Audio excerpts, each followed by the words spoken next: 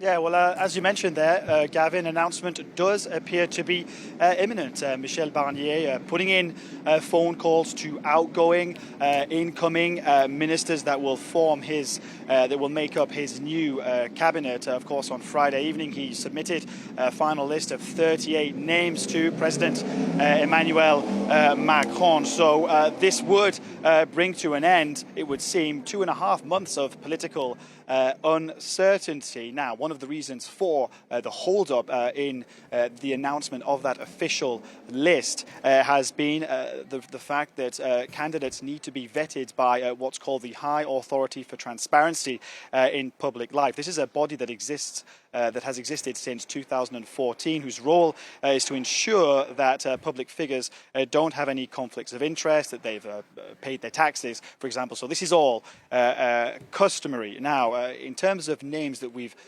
seen on this list, reports of names, amongst the key ministries for Foreign Minister, we may see Jean-Noël Barrot, who could become France's next Foreign Minister. Antoine Armand, he's a 33-year-old rising star who hails from within Emmanuel Macron's own parliamentary grouping. He could be the next Finance Minister, and most significantly, the man who could become France's next Minister of the Interior, Bruno Retailleau.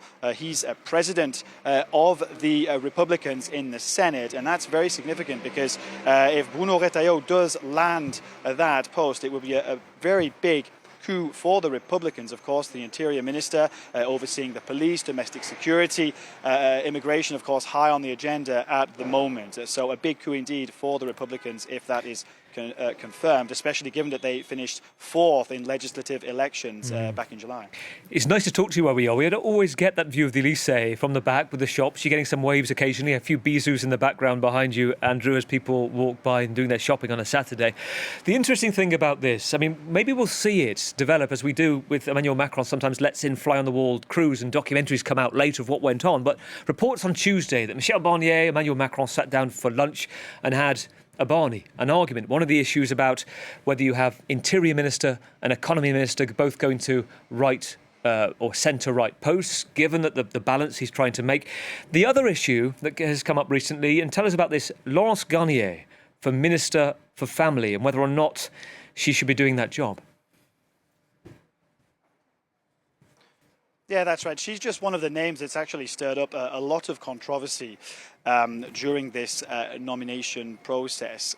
She is a senator for the Republicans who is reportedly being considered for Families Minister. Now, her name is very controversial because she voted against same-sex marriage. And she's also voted against the inscription of the right to abortion in the French Constitution. Now, there are some media reports saying that she has been dismissed, she has been rejected as a potential minister by Emmanuel Macron. But again, we will have to wait and see if her name appears on the official list of ministers, which we're expecting to see in the next few hours.